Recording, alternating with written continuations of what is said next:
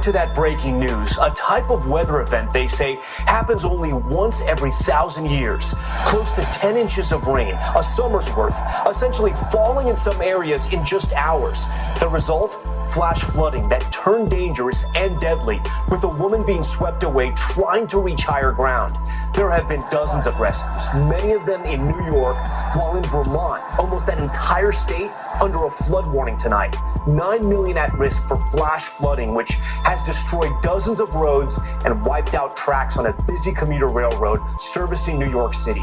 And it's not just here in the Northeast, much of the South and the Southwest still dealing with a brutal heat wave. In a moment, Al Roker will tell us where that heat dome has moved and what's next. But we begin with Emily Ikeda in hard-hit New York.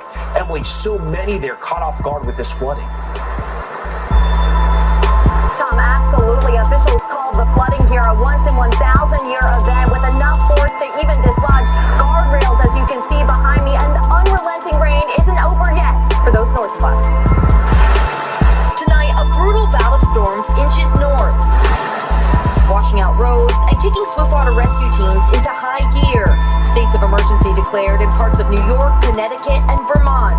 I'm Kristen Dover here in Vermont, where the rain just isn't letting up. Some towns have already seen over 7.5 inches. Flash flooding has cut off entire communities. Dozens of roads are closed, and now some rivers are approaching major flood stage. Almost the entire state still on high alert as we head into the overnight hours. Watch as floodwaters pour over this dam. The governor there comparing the relentless rain to Tropical Storm Irene in 2011. This is an all-hands-on-deck response, very closely coordinating with federal partners. The dangerous downpour comes as residents in New York's Hudson Valley today are digging out. Everything's destroyed. A summer's worth of rain falling in just a day, collapsing roadways and stranding cars in dangerous flash flooding. I've been here 16 years. I've never seen flooding like this at all. New York State troopers used ropes Sunday to rescue drivers. And authorities had to save 700 passengers stuck aboard Amtrak in Putnam County. They're calling this a 1,000-year event. Authorities say 43-year-old Pamela Nugent died while trying to evacuate her home that had been overtaken by water. It looked like a raging ocean with a hurricane. Nearby, Savannah Pitcher waded through treacherous floodwaters to reach her grandmother and help guide her to higher ground.